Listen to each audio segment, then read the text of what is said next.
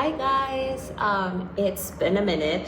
I know I've been MIA, but it's been for pretty exciting reasons. So I want to start this late weekly blog with some news, and that's that I got married, as you guys can see.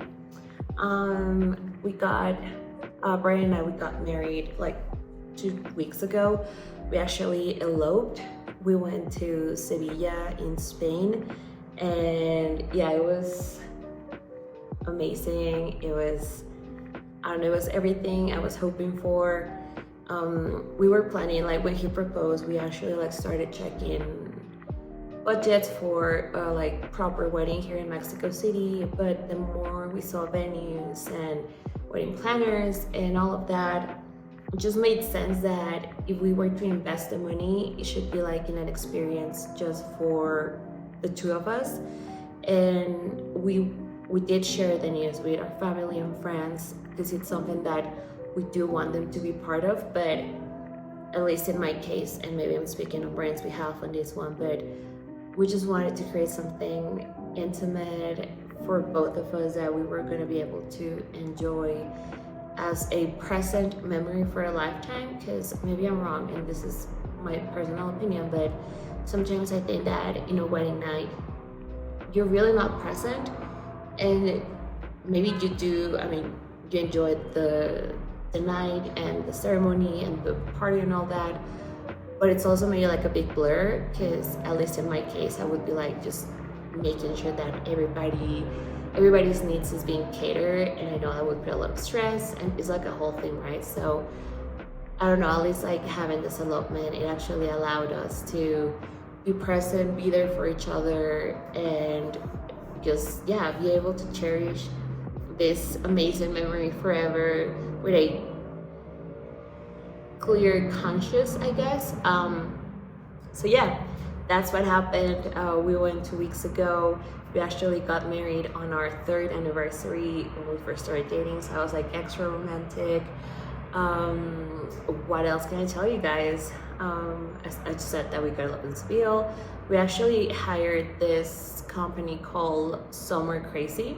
I think that's the name. If not, I'll just put it here. But yeah, I mean, I think the communication might have been a little bit better, but the makeup artist, photographer, and even the I forgot the name. Wait. Okay, the celebrant, they were super helpful. The day everything had to happen, I woke up at 6 a.m. because I needed to do my hair and makeup, and it was just such a nice vibe. The photographer, he was also amazing. We had a blast, and I don't know, I think we just went along with the day. We were just being goofy and just enjoying the day, trying not to take it like a serious photo shoot. We were just like as awkward, but also at the same time as excited as we could have been. So yeah, the pictures, it's gonna take a while for them to send them back to us, but the ones we already saw, they're amazing, and I'm just so happy about the whole thing. I can't believe a wife. I can't believe I found my person. It's just such an amazing feeling, and it's just so nice to like just start this chapter like this, but also close the boyfriend girlfriend stage. I don't know, it's just like we were talking about this, and I don't think neither of us actually felt any difference after. I don't know if I thought that something was gonna feel different once we got married, but it's just so nice to feel this amazing connection that I have with Brian, just like celebrated to the maximum. But yeah, so that's what happened. We eloped, now I'm married, and that's crazy. I did not think that was gonna happen, but here we are. And what else? After that, we did had like a honeymoon trip around Europe. Well, not around Europe, actually. We stayed in Seville for the next couple of days, which, by the way, I think Seville is my favorite city in Spain. I was in Valencia because of school. so I was able to travel around a little bit. But yeah, Sevilla is now like has a special place in my heart. It was warm, the people were so friendly, the food was amazing, just how chill they are and slow living, I would call it, because they're so chill. They take a siesta, they're just there having a beer or two, eating tapas. I don't know, it's such a nice like slow pace living that I was just absolutely in love with. But yeah, after that we traveled to Italy, and then that was like our main country where we stayed. So we arrived in Rome, we stayed there for 3 days. Controversial opinion, I'm gonna say this, and I might have some slightly different opinions from you guys, but I don't think the food in Rome was that amazing. Oh, no, she didn't? Maybe it's a little bit like overhyped, I don't know. You always hear these amazing things like how Italian food in Italy is like next level, and Rome especially, but I don't know, maybe it's because they cater to a more touristy demographic, so I don't know, but that was my opinion. We did go to this one great place in Trastevere, I'll put the name. The tiramisu was amazing, and also like it was pretty busy. There was a lot of foreigners, but also we saw a couple of locals, so that was great. I was able to practice my 2 weeks of Duolingo in Italy, so I was good. I managed to get everything done. Then we stayed there, we did the Colosseum, we did the Sixtine Chapel, so we tried to do like what you're supposed to do there, but yeah, it was so crowded. So the Trevi Fountain, we also saw that, and we were so lucky because I think like a couple of days after we left, they closed it for like restoration and just taking care of it. And then the weather was okay in Rome. It was rainy, but it didn't rain the entire 3 days we were there. But then we traveled to Cinque Terre, which is like this coast side, like north part of Italy, I think. I hope I'm saying the geography right. But it's like this part that has, it's pretty much like 5 towns that make part of the whole region. That's why it's Cinque Terre, because it's like 5 Cinco Tierras, like 5 lands.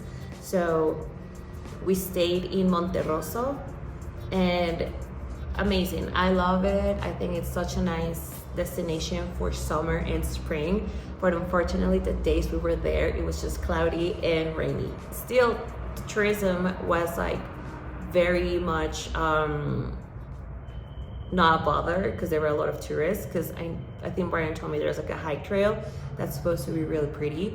But yeah, in one day we went to all the 5 towns, and it was, I think in Italy that's the one place we actually had really good Italian food.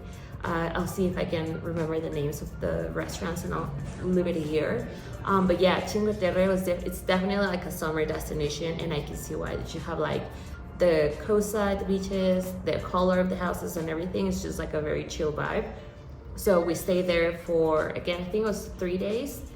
And then we flew to Florence, which I think was my absolute favorite city in Italy. It's just so cool how you can walk around these old apartments, old buildings, art, everything is just there, and it's, I don't know how to say it, but it's balanced in such a nice way with like modernity of a city. So that was amazing. But yeah, so we had a fantastic time just traveling, getting to know a new country, a new culture, and I just felt so grateful that I know Spanish and it's my native language, because that allowed me to pick up some Italian phrases where I just could communicate with the locals. And yeah, I don't know, I always like to adjust myself to the country I'm going, so I try to learn the basics. But I guess having the background with Spanish, it also allowed me to take it a little bit extra. So I was able to have like really tiny conversations like, this is great, what do you recommend? Everything was amazing. Like very basic stuff, but at the end, it did make me feel like I was trying to immerse myself more into the community itself. But yeah, so that's what happened, guys. Oh yeah, and before I forget, the hotel we stayed at in Seville, where we got married, I think they have one terrace that looks directly to the cathedral. It's called M Catedral. And yeah, I'm gonna roll a clip of the bedroom because that's one of the things I do remember to record. And after a day in Madrid, we've made it to Sevilla. This is the suite room we're staying in. As you guys can see, it's pretty spacious. The first terrace that you saw is, I think that's the share one. So here we have the bed, sitting area. We also have a full-size mirror. There's 2 closet space. It also has the safe, and then here is the bathroom. It's pretty spacious. It's pretty, actually. And then you guys will see, this is like one of the first private terraces this place has. Here, so you have like a nice seating area for breakfast. The views are super pretty. And then let's go back. And so we have to get back inside, and then we go upstairs.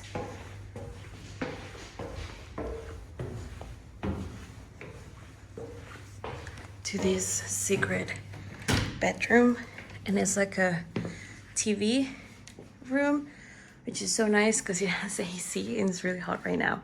But then this is struggle. But this is the other terrace, which is so pretty. I think this is the pool, or maybe this is the other hotel. But guys, check out this view. Have the cathedral right there. Amazing. And that bar, I think it's the hotel. I think both of these belong to the bar, but guys, how gorgeous is this?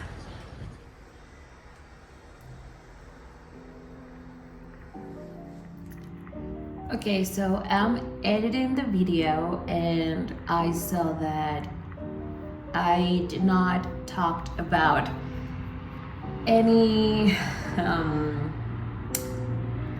details at all. I might have been too excited to share this the news with you and just tell you about everything that happened during those like 2.5 weeks we were out. But yeah, let's start with the dress.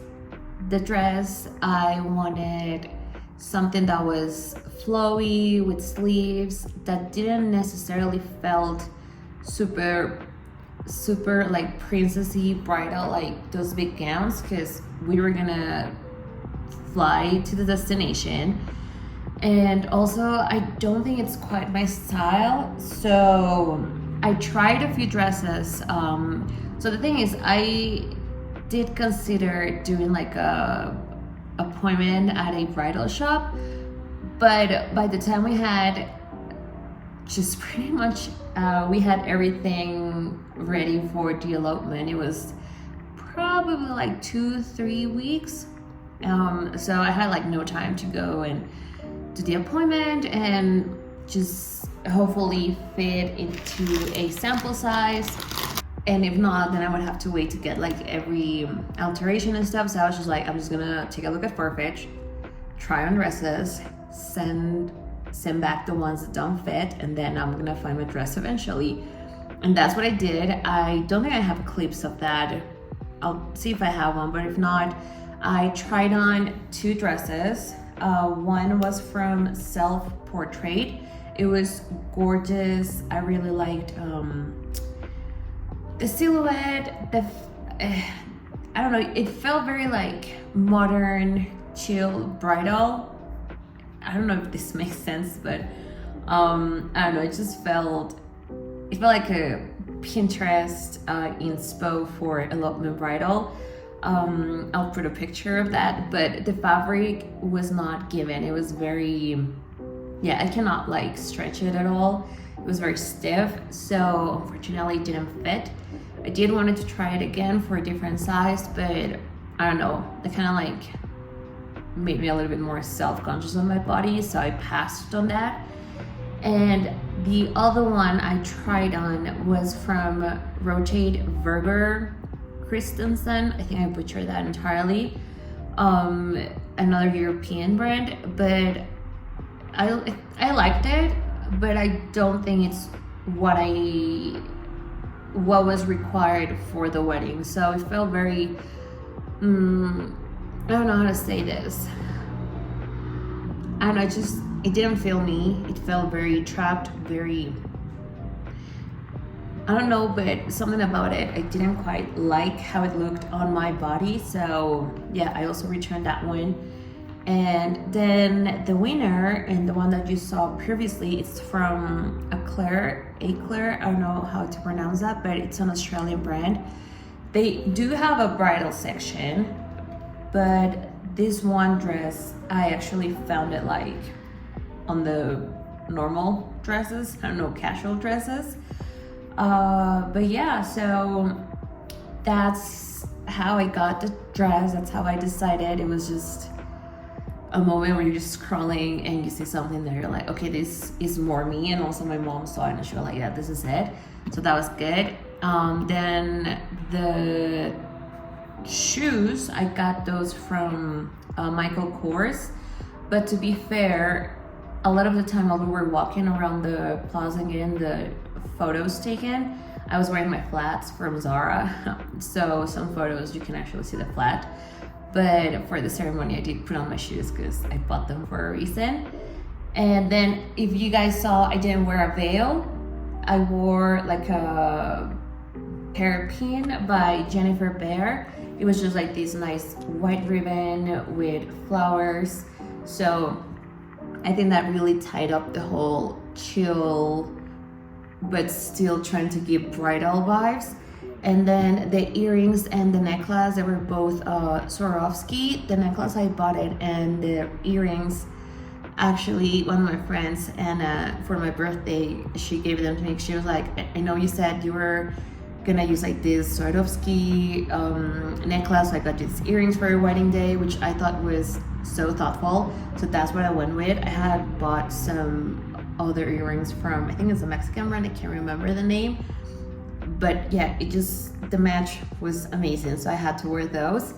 And then Brian, he wore a linen Hackett London suit, if I'm not mistaken. We found his suit before my dress, but we knew we wanted lining because we know it's pretty hot there. So I think that was the perfect decision in terms of fabric. Again, we were trying to go for a formal but not so formal bridal look, and I think we nailed it. And I think it does match our like inspiration in a way.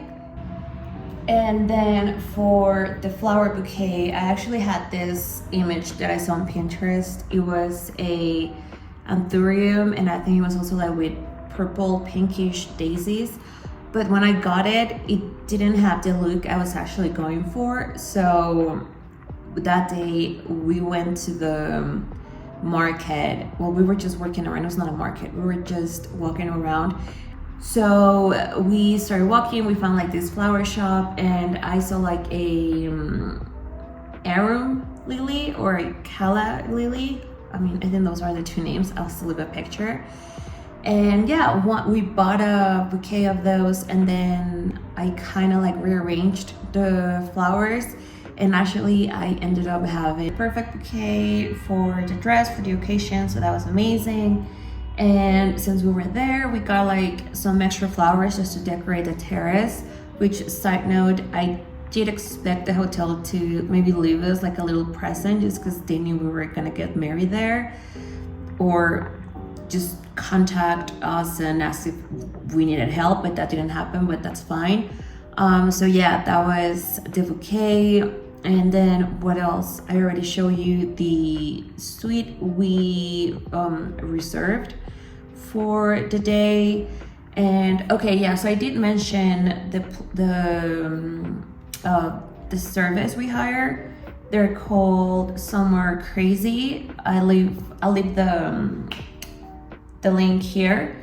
So they pretty much do destination weddings. They can do France, Germany, Greece, Iceland, Ireland, Italy, Morocco, Norway, Portugal, Scotland, Slovenia, Spain, Switzerland. I am looking at the website.